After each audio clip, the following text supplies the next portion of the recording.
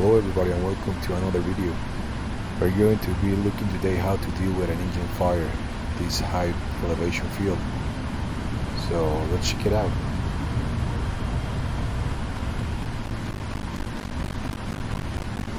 Alright, so we're at the runway. Check time. We go to 55% of F1, which is down here. Thrust is set, and away we go. Thrust ref. Slight pressure forward for the joke. On taxiway. That is important of the database, which finally I don't have data here. 80 knots, hold.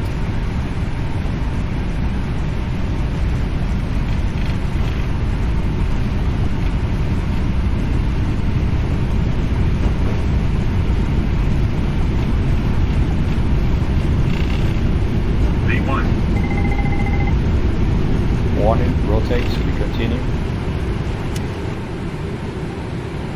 Pause your rate, gear up. Have engine fire left. We don't need to rush, we know that we have at 200 feet. We set the autopilot on. Warning, engine fire right. That requires memory items, but first we're going to fly the plane. Since we have fire but the engine is giving us thrust, so we are good to go.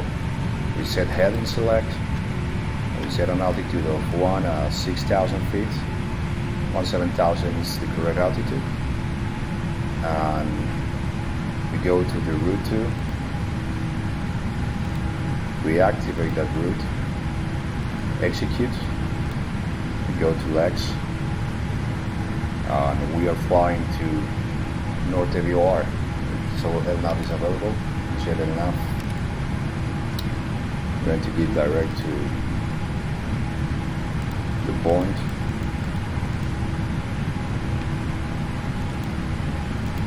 Quebec November VOR there.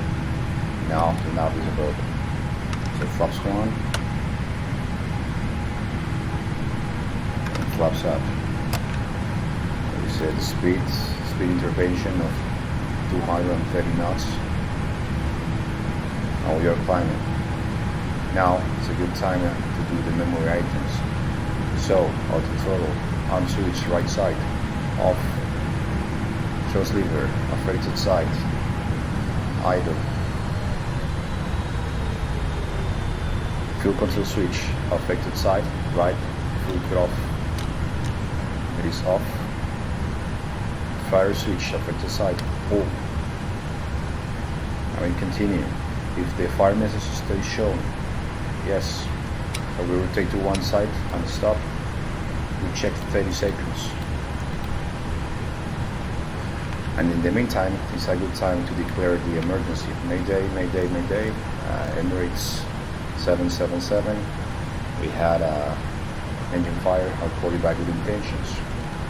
Now it's good to go to engine add. We set by level of 170, which is the one that we're going to be climbing. We wait and execute.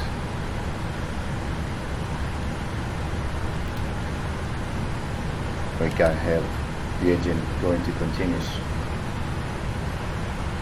There.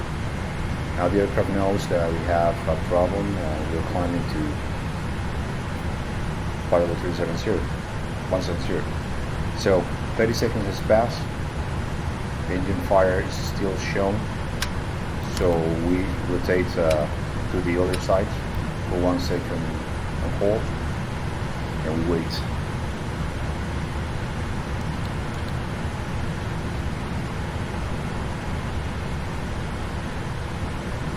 As you can see, the fire is no longer there. The engine is safely under control. Now that we're navigating, we flew the aircraft, we are navigating, and we can communicate with the ATC. So we let the ATC know that we're going to Palad and hold there, and we will probably coming back. And now it's a nice time to do the checklist. If we move to checklist, as you can see, fire engine right. These are closed loops actions. it means that because we already did it, they are show up in green. So we just have to continue with the checklist. So, fire engine right. Condition fire is detected in the engine. Already did those items. So fire engine message stays shown. It did. So it goes yes. So right engine fire switch rotate to stop and hold. That is part of the memory item that we already did. We waited 30 seconds and continue. Fire message stays shown. It did. So we say yes. I would have to rotate the fire switch to the other stop. So right engine fire switch rotate to the other stop and hold for 1 second. And that is the end of the memory item. And we already did it all the way there. So as you can see, it is no longer showing a fire. As you can see here, it is already off. So we continue with the checklist. APU selector, if APU available, start then on. Goes to start and it goes back to on because it is spring loaded. Transponder mode selector, TA only. We go to TA only. That is for restoration advisory, so you don't have to maneuver the aircraft for that. Plan to land at the newest suitable airport, which we are going to do. We're going to go back to Quito in a moment. And in heavy checklist, auto throttle right. And then landing using flaps 20, yes or no? Yes, we are going to be using flaps 20 because of the performance of the aircraft. If we go to Perth and we have 233 plus, now we have 27.6, but we will probably have around 27, 25. So if you add that, you have 250, roughly 250 tons of landing, which is only 10 tons below our maximum landing weight. So it helps if we need to go around. So yes, we're going to be using flaps 20. Ground proximity flap override switch, overrides. Set it in override. And note, use flaps 20 and the ref 20 for landing and flaps 5 for go around. And the checklist is complete. So we clear the checklist. We do the assessment. We had an engine fire. The engine is already secured. We're climbing to 17,000 feet to hold in Palat in the route 2. The plan is to go back to Quito. We are going to check the weather. The ATC already knows. We already notified. We're going to notify to the company what happened, so they know that we're not longer going to Aguadilla. There you go. That's pretty much it. After that, all that is left is climb and to prepare the cockpit for landing. Right, so we are about to arrive at Palat. Now it's a good time to set the approach, since we are going to be going back to check the weather once again. We already know that we took off from there, so we know there are good conditions in the airport. However, we would like to make sure. So now, as you can see, the report changed, and we have now a headwind, and the temperature is pretty much the same, but with the 21 degrees and the 09 of dew point, it means that it's going to be bumpy. So we have to keep that in mind, because that means that the atmosphere is not stable. So we are going to set the cockpit for the approach. It's on the same path related, of course, because we changed everything. So let's do this. Let's go to route. We are going to go back. As you may remember, we are using the route 2. So we are going back to the airport. Now we go to departures and arrivals. We are going to be setting the approach for route 2. We are going to be using the ILS Zulu for the runway 36. Zulu runway 36 from Quito. That is correct. So we set it there, and as you can see the legs, it is correctly set. There. Then you go back to route, you go for the route 1, because as you may remember, this was our original route, so we have to set it in agreement with the route that we're using right now.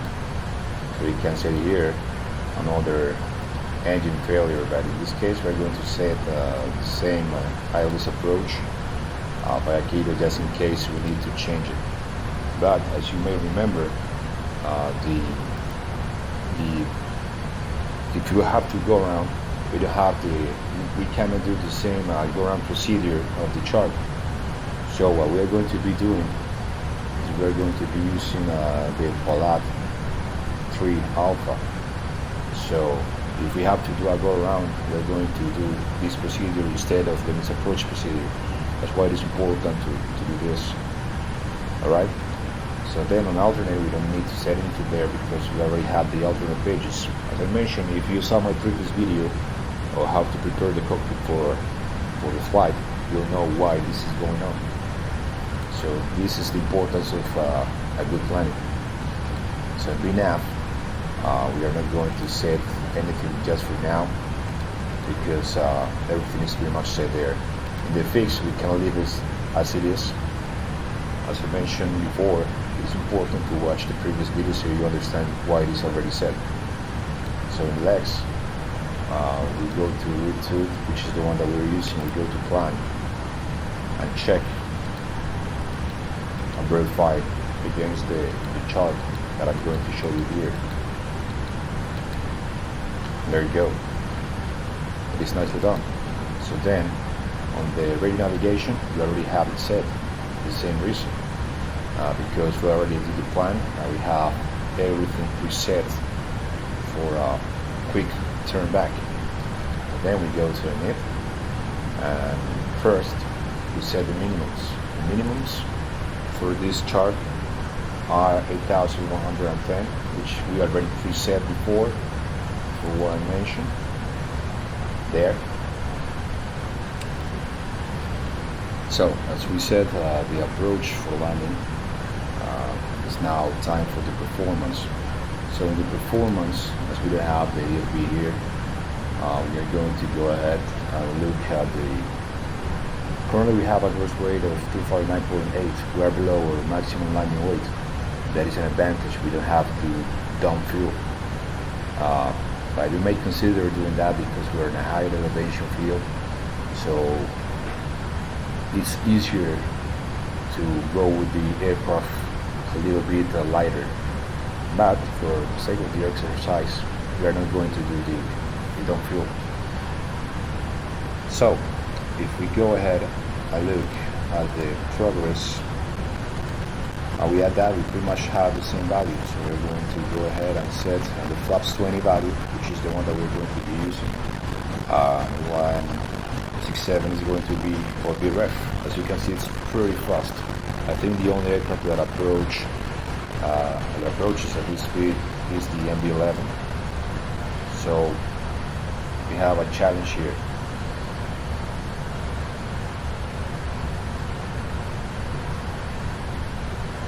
Then after, we're going to set our brake in auto brake 4, just to make sure that we brake on time. As I mentioned, this is done with the OPT. We make sure that everything is within parameters land, but we're going to be using auto brake 4. Alright, so now that's what we're going to be doing, and now we can do the briefing for the approach. So here, this is the chart that we're going to be using. As you can see, all the numbers are set, and the briefing I'll leave it to you. What is important to brief is that we have the frequency, the final course, the glide slope intersection point, the ILS minimums, which I already said here, and why are we going that way? Let me help this guy here. Heading sail. Let's go back to 125.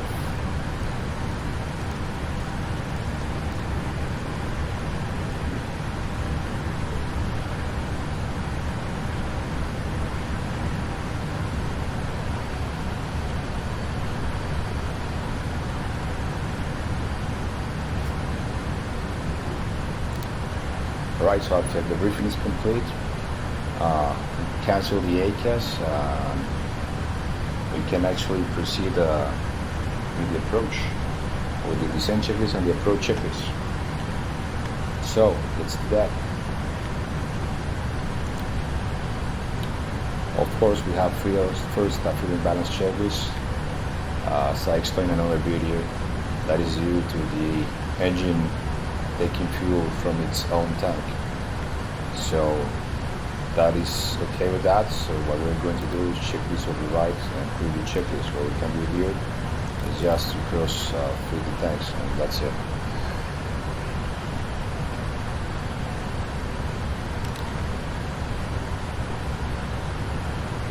So we can go ahead and do the descent checklist. Recall, boss check, notes. We verify the notes here. Fire, engine right, note use flaps 20 and BRF 20 for landing and flaps right for go around. And that's what we're going to do. Go back to normal. So notes were checked. Auto brake is 4. Landing data BRF minimums. BRF 20, 167, minimums 8,110 are set. Operation briefing is complete. So, since we are below transition level, we already have a QNH of 1027. So we can do the approach checklist. Approach checklist is complete. We are good to go and shoot the approach. So let's do it. One eternity later. Alright, so we'll start shooting the approach from the Quito VOR. It is very important to comply the altitude restrictions, also the speed constraints, because that is actually how the charts were made. There is a full document explaining that. So we should pay attention to the speed constraints that we will have here.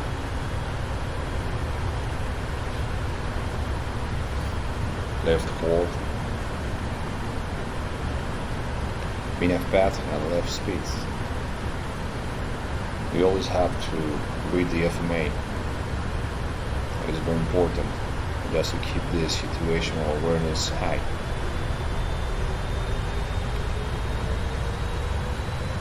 As you can see, this scenery is amazing. These high mountains reminds me to my own home. Look. Fly very close to the mountains here.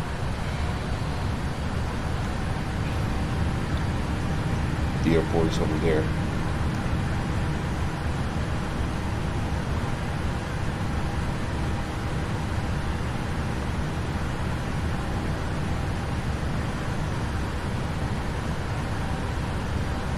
So as you can see, it levels just to reach the path.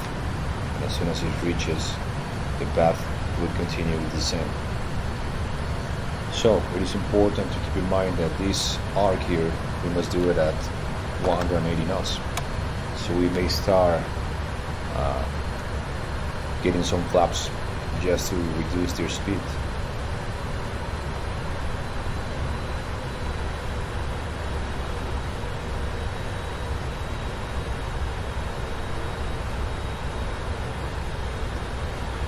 So flaps 1 are set.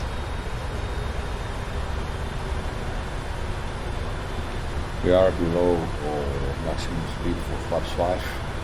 We set flaps 5.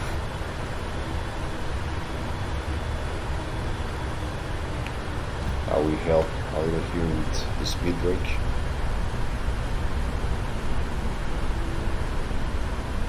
And since we are so heavy, we can actually go ahead and set the flaps 15 in a moment, just to make sure that we will be going at 180 knots. The important thing here is just to manage the energy of the aircraft.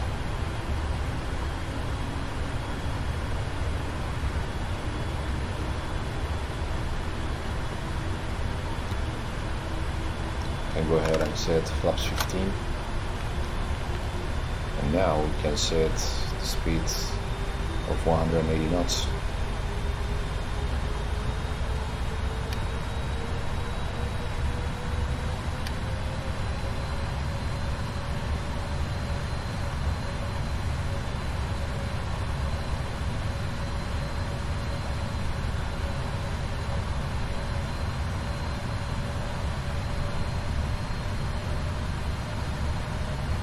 It says maximum 180. You can go below that speed if you want, all the way to Fox 15 reference speed, but we're going to keep that one.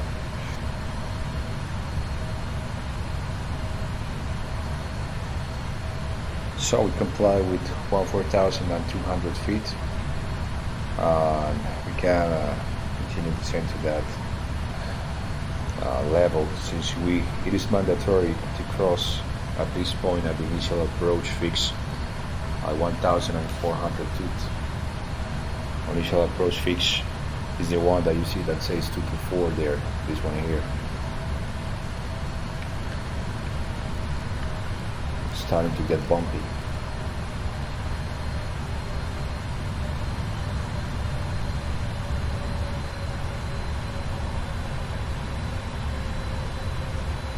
Right, 1,000 feet to level off, but we're not going to level off anyways.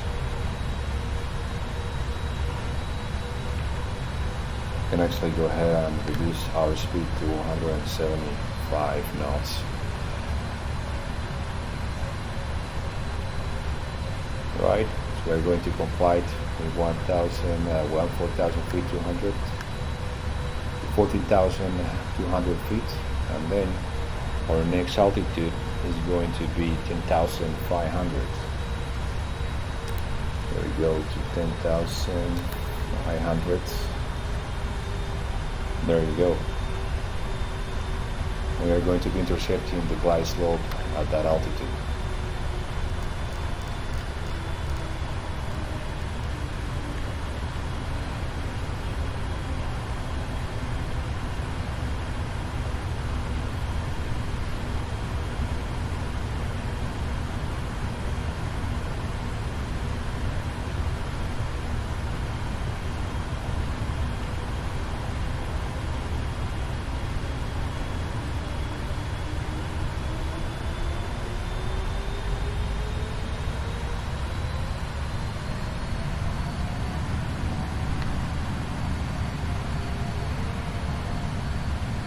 Remember, a little bit below the speed there, just trying to catch up with the path, but it's okay. It's going right back up.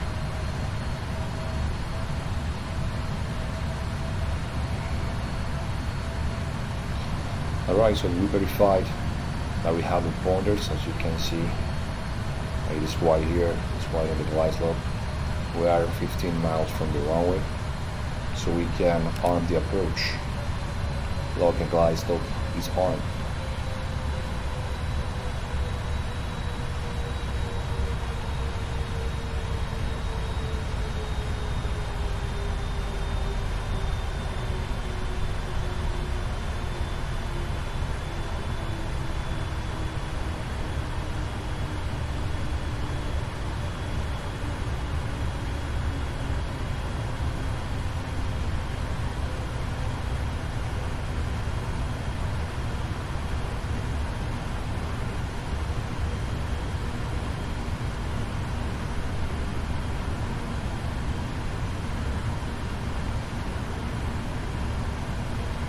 Bumpy, isn't it?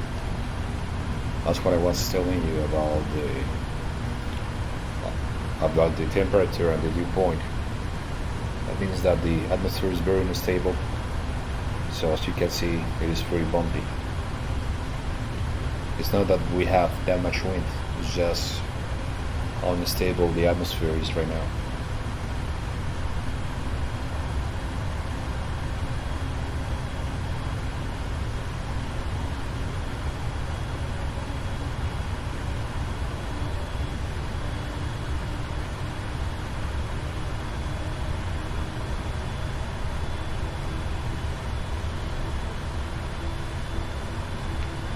Right, next is going to be 001. Our altimeter is alive, QNH 1027 is set. Lock and glide slope. So with that said, 001 and its approach altitude is 17,000 feet in the miss approach procedure with the engine out, right?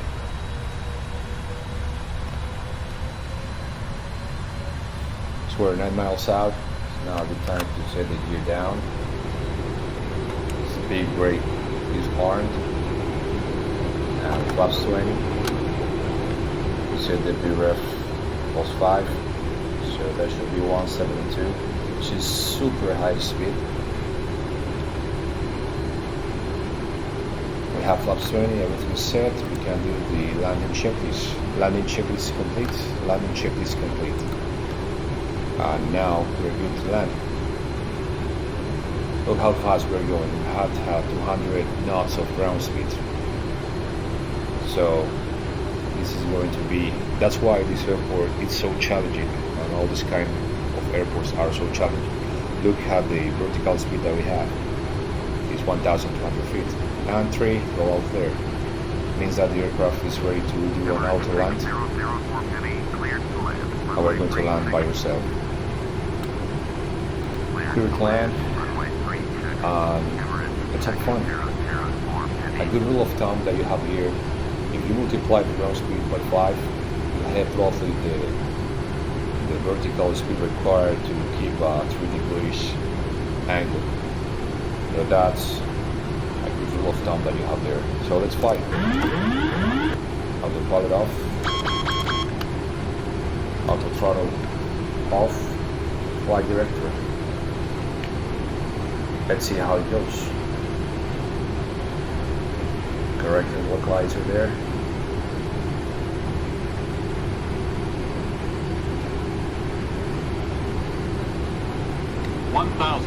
Stabilize, final flaps 20.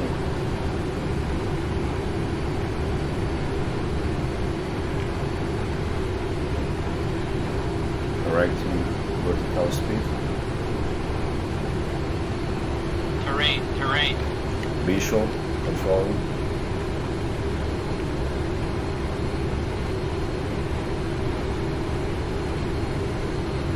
Correcting the glide path. 500. And we're clear to land runway 36.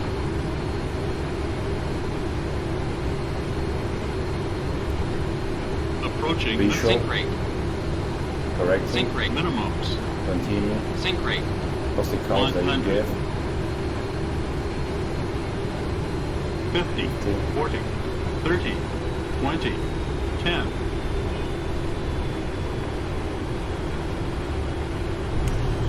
Touchdown. Speed brake is up. And no reverse drive.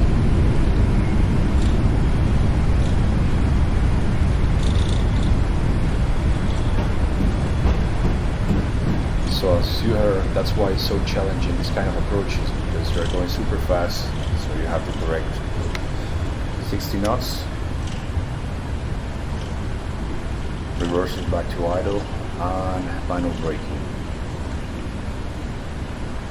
Right, so we are safely on the ground. At this point, the firefighters will be probably waiting for us, and I will be stopping on the runway to make sure that we don't have any hidden fire or something like that. So we just stop there, press the parking brake, and there you go.